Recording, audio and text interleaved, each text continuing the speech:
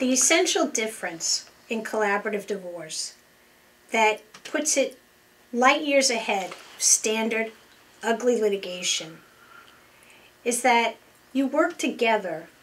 It's really the last thing you do as a married couple for the betterment of your family. Instead of being in a courthouse with lots of strangers around that are public, that are dirty, that are, so exposed, everything is settled face to face as calmly as possible. Collaborative divorce lawyers, by disposition and also by training, do everything we can to help you get divorced in the most non-adversarial, efficient, and future-oriented way. Now, we don't sit around and sing kumbaya, okay? People cry, people yell, people stomp their feet.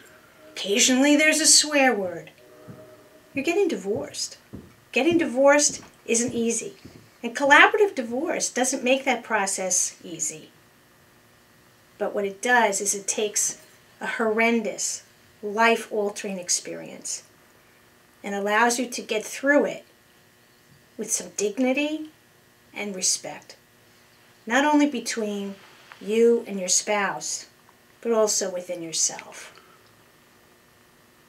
The process, once you're done, is structured so that you determine how long it's going to take you to get divorced.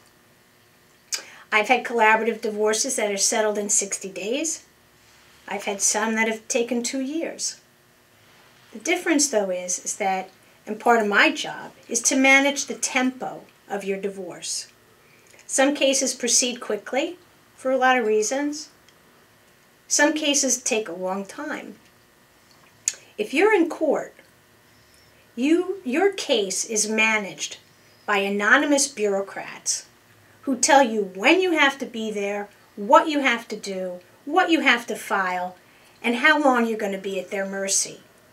Just ask any of your friends who've litigated a divorce how much time they spent wasted out in those courthouses. It's unbelievable and not necessary. The other purpose is that when you work out your settlement yourself, you use self-determination.